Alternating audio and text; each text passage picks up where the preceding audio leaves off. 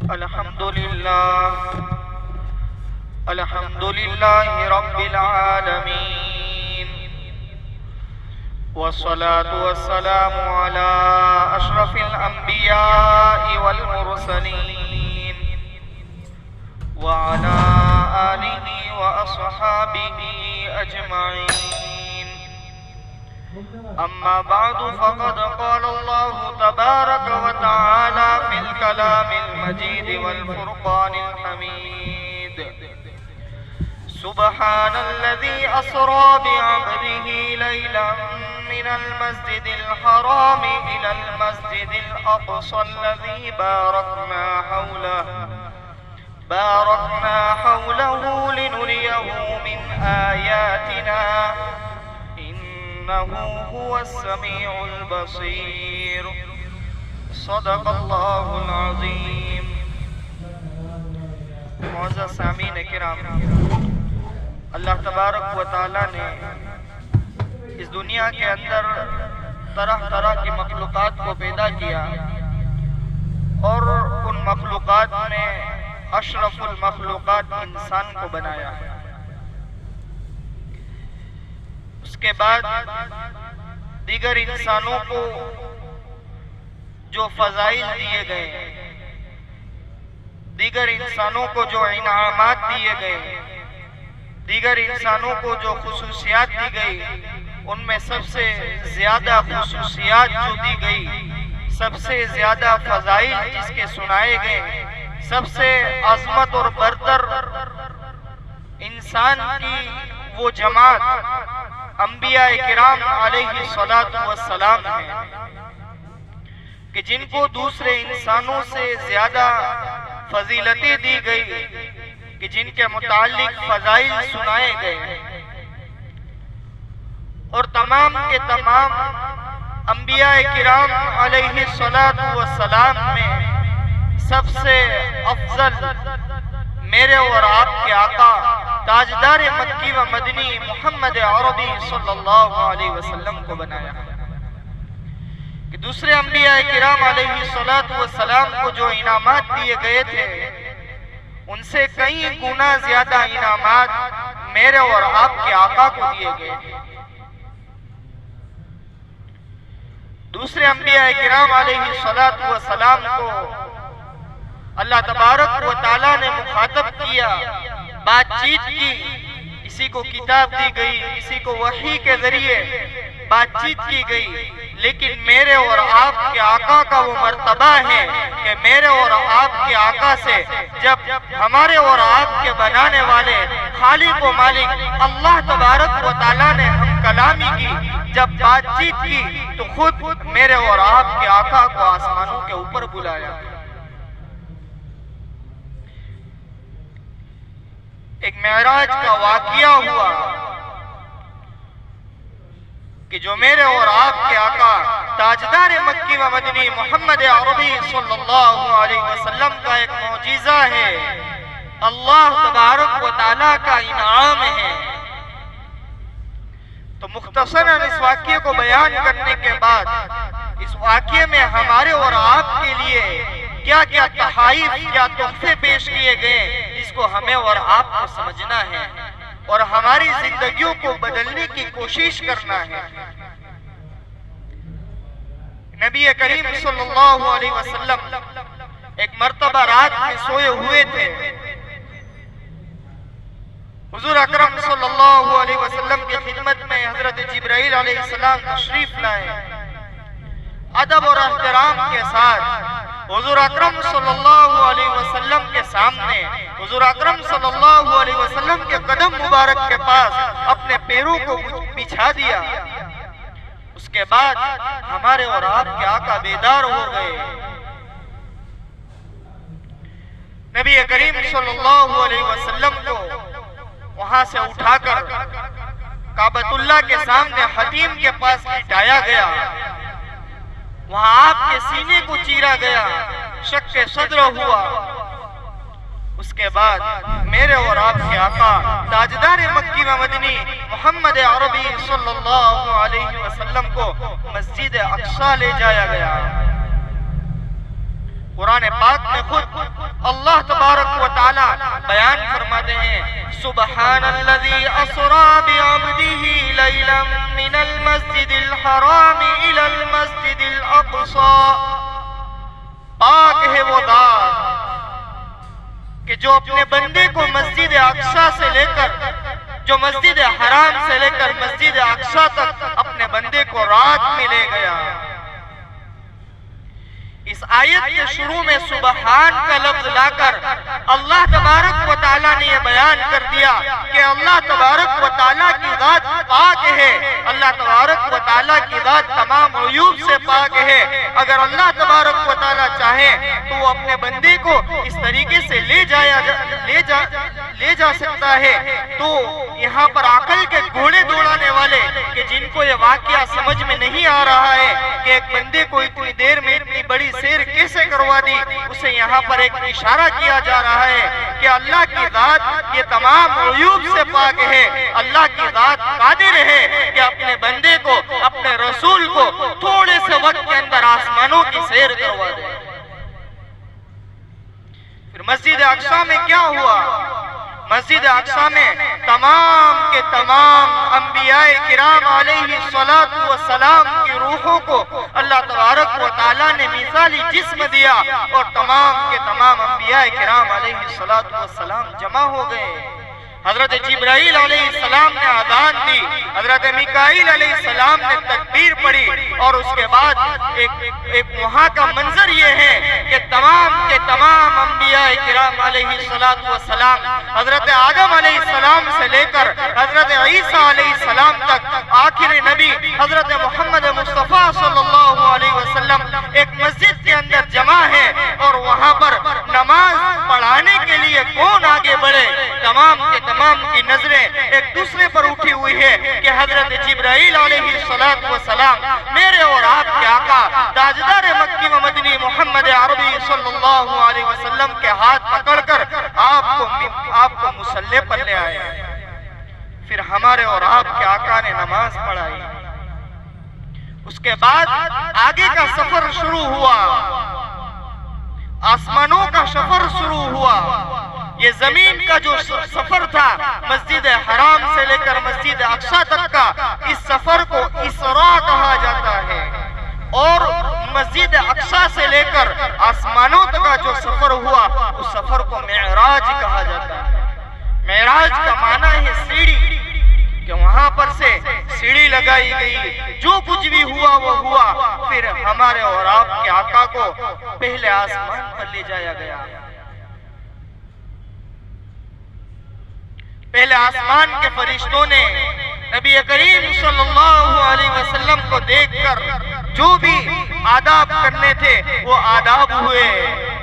حضور اکرم صلی اللہ علیہ وسلم نے وہاں پر کس سے ملاقات کی؟ تمام کے تمام آسمان پر ایک ایک نبی سے ملاقات کی گئی۔ سب سے پہلے آسمان پر میرے اور آپ کے آقا نے ملاقات کی حضرت آدم علیہ السلام سے۔ کیا ہی کہنا ہمارے اکابرین کا، محدثین کا، کہ انہوں نے حدیث کے اندر بتلائے گئے واقعات سے نکات بیان کیے، اور اس واقعے پر پہنچ کر جب حضور اکرم صلی اللہ علیہ وسلم کی ملاقات حضرت آدم علیہ السلام سے ہو رہی ہے تو اس کے پیچھے کیا وجہ ہو سکتی ہے، اس کی حکمت کیا تھی، اس کو بھی بیان کیا ہے۔ کہا سب سے پہلے آسمان پر آدم علیہ السلام سے ملاقات ہوئی، اس کے پیچھے حکمت یہ ہے کہ نبی کریم صلی اللہ علیہ وسلم پر آگے جو حالات آنے والے ہیں ان حالات کی تربیت کرنا مقصود تھا۔ کہ آدم علیہ السلام نے شیطان کی وجہ سے جنت سے ہجرت کر کر آپ کو دنیا کے اندر آنا پڑا، تو میرے نبی سے ملاقات کروا کر میرے اور آپ کے نبی کو یہ میسیج دینا مقصود تھا کہ ابلیس شیطان کی وجہ سے آدم علیہ السلام نے آسمان سے دنیا تک کی ہجرت کی ہے۔ اس آدم علیہ السلام کی اولاد کہ جو ابلیس کے چیلے مکہ مکرمہ میں کفار و مشرکین ہیں، کہ جنہوں نے جو آپ کو تکلیف پہنچائیں گے اور ان کی تکلیف تکلیف کے بعد ایک دن یہ بھی آئے گا کہ آپ کو بھی اپنے وطن کو چھوڑ کر جانا ہوگا۔ یہ پہلے آسمان کی ملاقات، اس کے بعد دوسرے آسمان پر میرے اور آپ کے آقا کو لے جایا گیا، وہاں عیسیٰ علیہ السلام اور یحییٰ علیہ السلام سے ملاقات ہوئی۔ یحییٰ علیہ السلام کی ملاقات کے پیچھے حکمت یہ بیان کی گئی ہے کہ یحییٰ علیہ السلام کو یہودیوں نے خوب تکلیفیں پہنچائی تھی اور ان کی زندگی جینا مشکل کر دیا تھا۔ میرے اور آپ کے آقا کو بھی یہ میسیج دیا جا رہا ہے کہ مکہ مکرمہ مدینہ منورہ کے یہودی آپ کو تکلیفیں پہنچائیں گے۔ یہ ملاقات کی حکمت تھی۔ اس کے بعد تیسرے آسمان پر میرے اور آپ کے آقا کو لے جایا گیا، وہاں پر ملاقات حضرت یوسف علیہ السلام سے کروائی گئی۔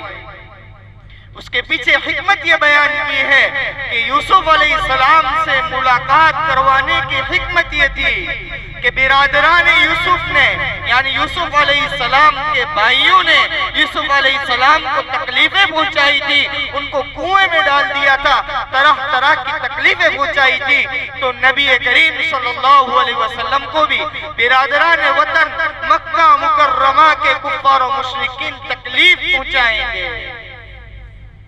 اس کے بعد میرے اور آپ کے آقا کو چوتھے آسمان پر لے جایا گیا، وہاں پر حضرت ادریس علیہ السلام سے ملاقات کروائی گئی۔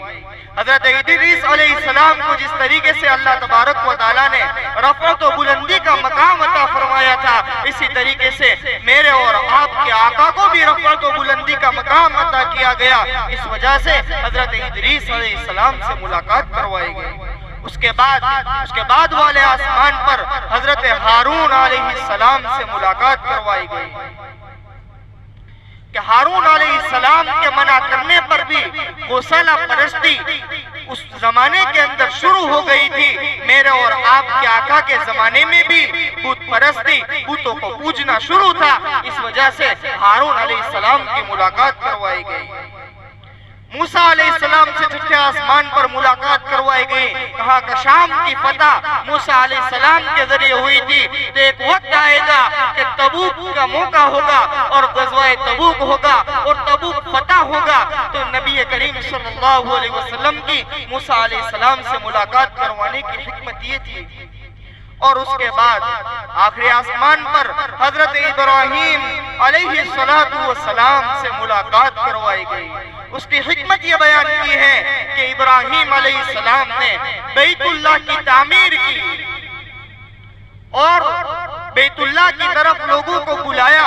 اس وقت جس نے لبیک کہہ دیا اس کا وہاں پر جانا، وہاں پر اس کی حاضری طے ہے۔ تو نبی کریم صلی اللہ علیہ وسلم بھی اپنی زندگی کے اندر ایک حج کریں گے، حجۃ الوداع۔ اس بات کا میسیج اس ملاقات کے ذریعے پہنچانا مقصود تھا۔ اس کے بعد میرے اور آپ کے آقا کو سدرۃ المنتہا پر لے جایا گیا، جو ایک بیری کا درخت ہے۔ وہاں جا کر حضرت جبرائیل علیہ السلام نے کہا، نبی جی اس کے آگے کا ویزا میرے پاس نہیں ہے، میرا ویزا تو یہاں تک کا ہے، اگر اس کے آگے میں ایک قدم بھی بڑھاؤں گا تو مجھے جلا کر راکھ کر دیا جائے گا۔ اس کے آگے کا ویزا آپ کے پاس ہے، اس کے آگے آپ سیر کیجئے۔ پھر کیا ہوتا ہے؟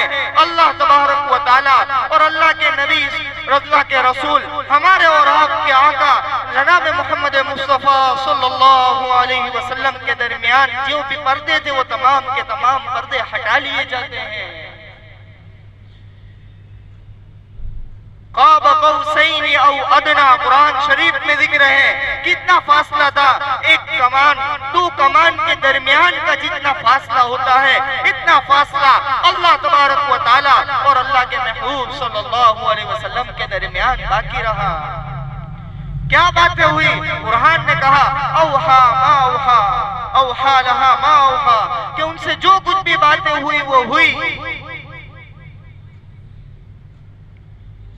سب سے پہلے میرے اور آپ کے آقا تاجدار مکی و مدنی محمد عربی صلی اللہ علیہ وسلم نے کلمات کہے، التحیات للہ والصلوات والطیبات، تمام کے تمام قولی عبادتیں یعنی زبان سے جو عبادت ہوتی ہے اللہ کا ذکر، اسی طریقے سے قرآن پاک تمام کے تمام قولی عبادتیں، تمام کے تمام جسمانی عبادتیں یعنی نماز، تمام کے تمام مالی عبادتیں یعنی صدقہ زکوٰۃ وغیرہ، یہ تمام کے تمام قولی جسمانی اور مالی عبادتیں للہ اللہ ہی کے لیے ہیں۔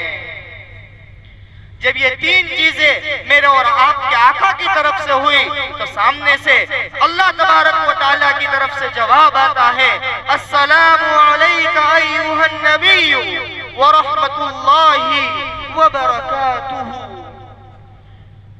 سلامتی ہو آپ کے اوپر اے نبی جی، اللہ تبارک و تعالیٰ کی رحمتیں ہوں اور اللہ تبارک و تعالیٰ کی برکتیں ہوں۔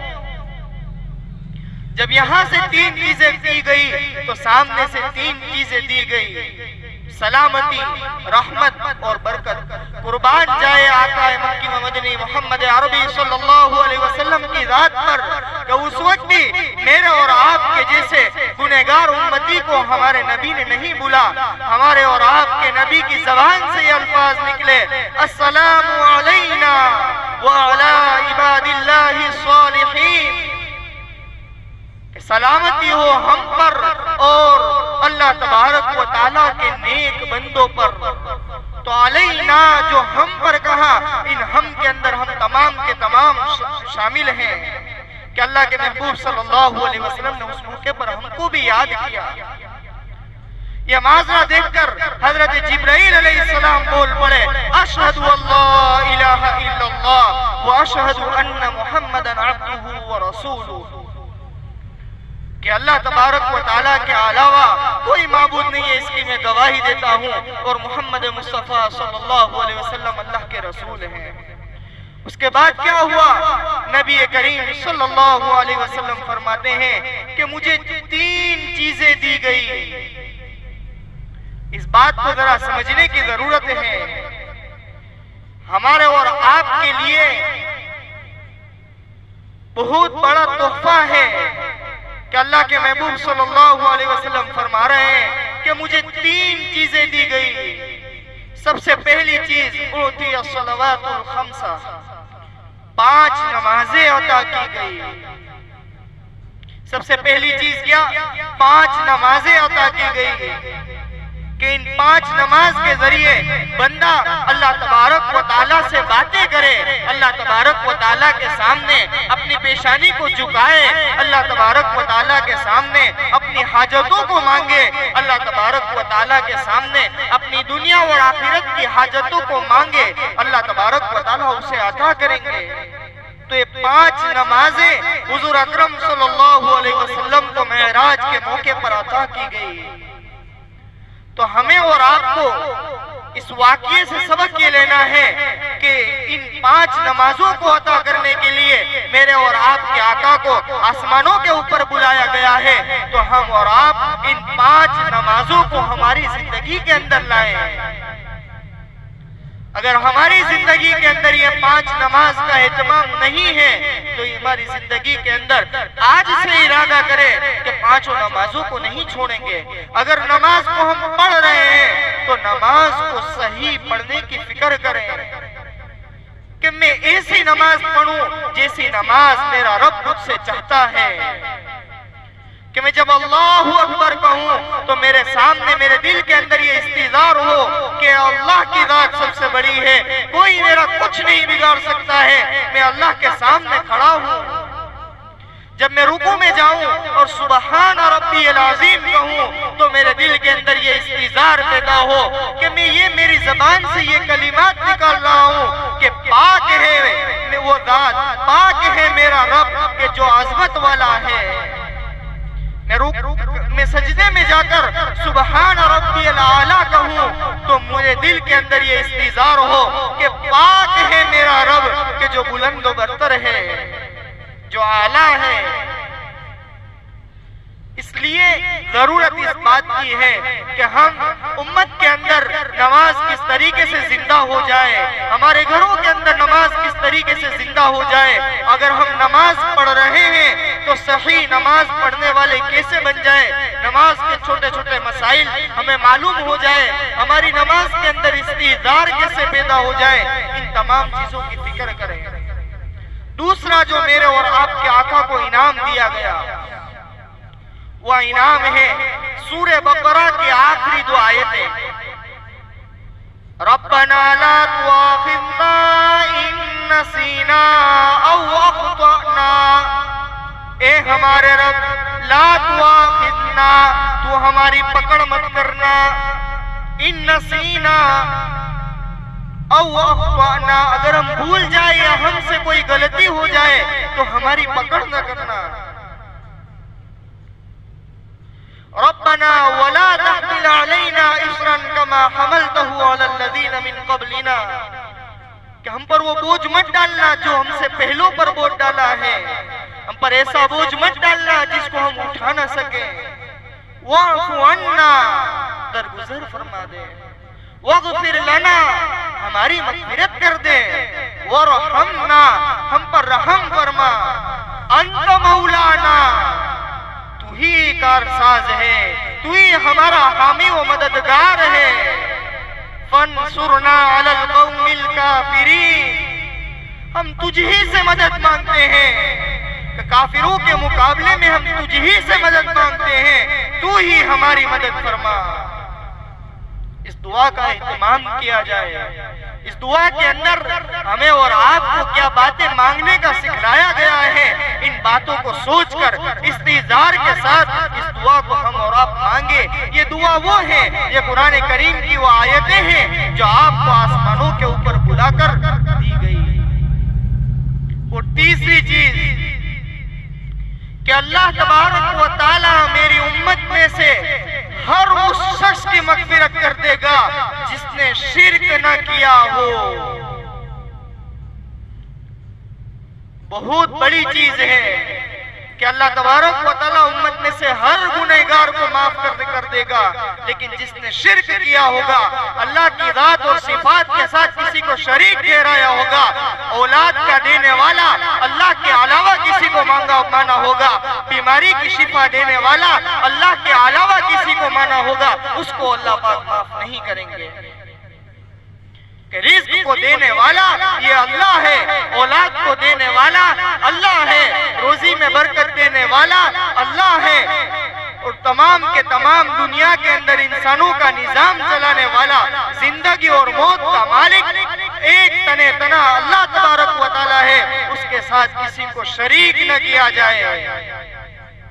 یہ نہ سمجھا جائے کہ فلاں کے پاس حاجتیں مانگی جائے گی تو فلاں یہ میری حاجتوں کو پورا کر دے گا. نہیں, ایک اللہ تبارک و تعالیٰ کی ذات ہے جو اولاد کو دینے والی ہے, جو رزق میں برکت دینے والی ہے, جو زندگی اور موت کی مالک ہے.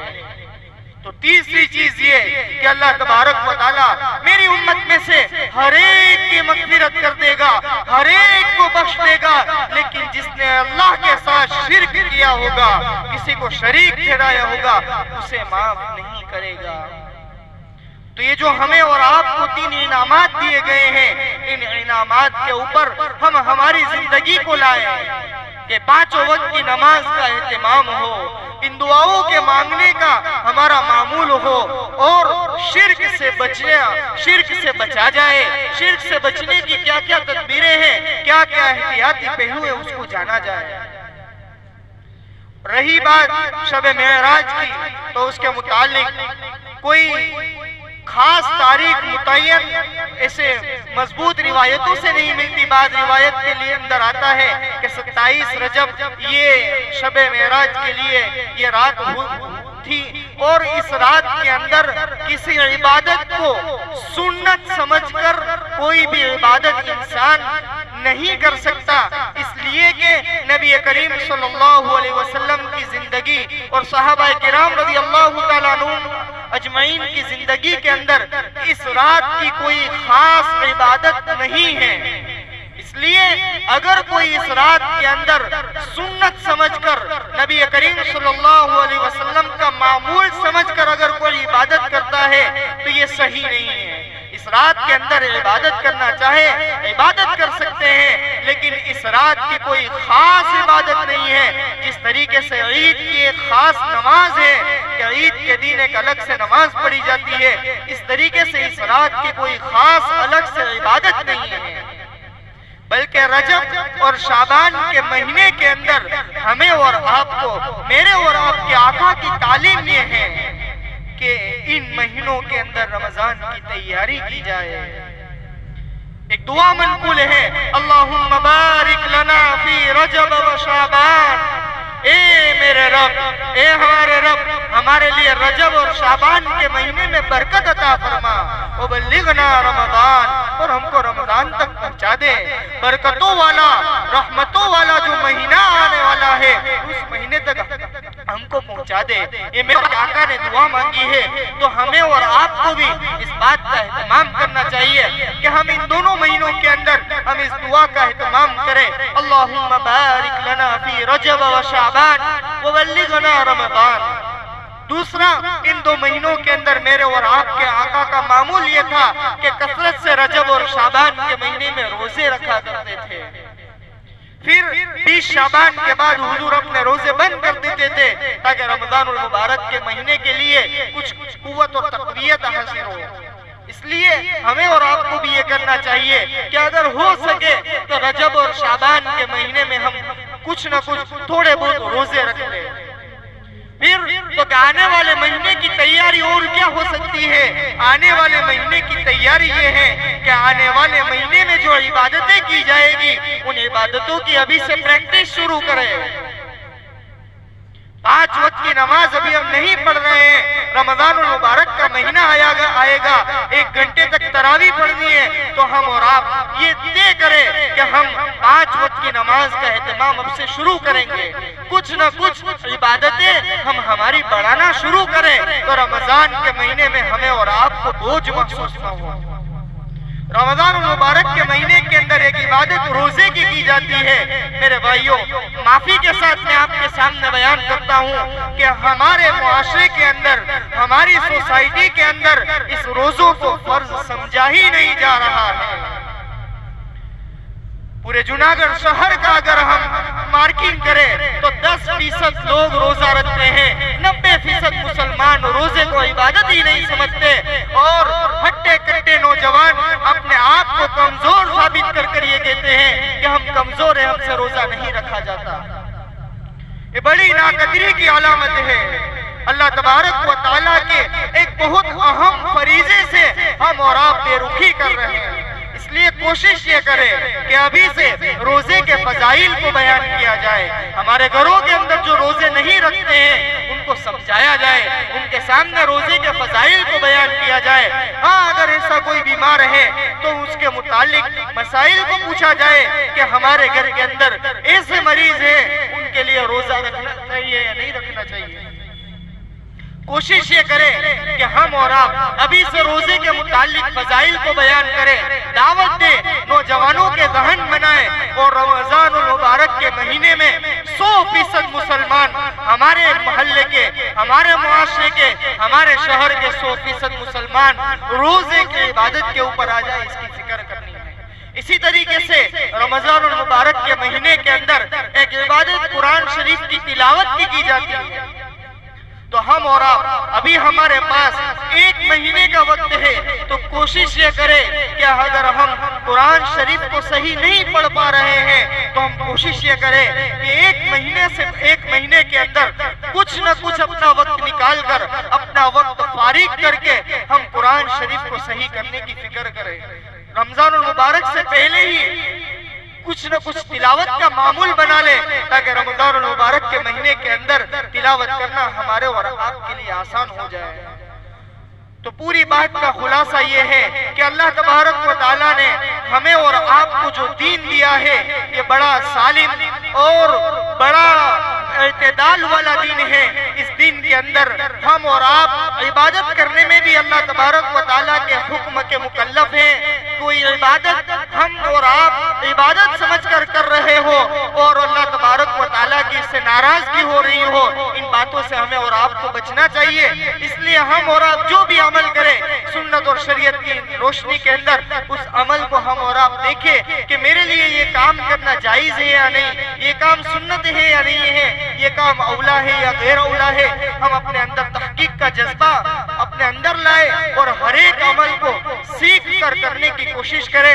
اللہ تبارک و تعالیٰ سے دعا ہے کہ اللہ تبارک و تعالیٰ رمضان المبارک کے مہینے سے آنے سے پہلے ہم تمام سے راضی ہو جائے, ہم تمام کے دلوں کو گناہوں کی گندگیوں سے صاف کر دے. رمضان المبارک کی عبادتوں کو کرنا ہمارے لیے اللہ تبارک و تعالیٰ آسان فرمائے. آمین. وآخر دعوانا الحمدللہ رب العالمین.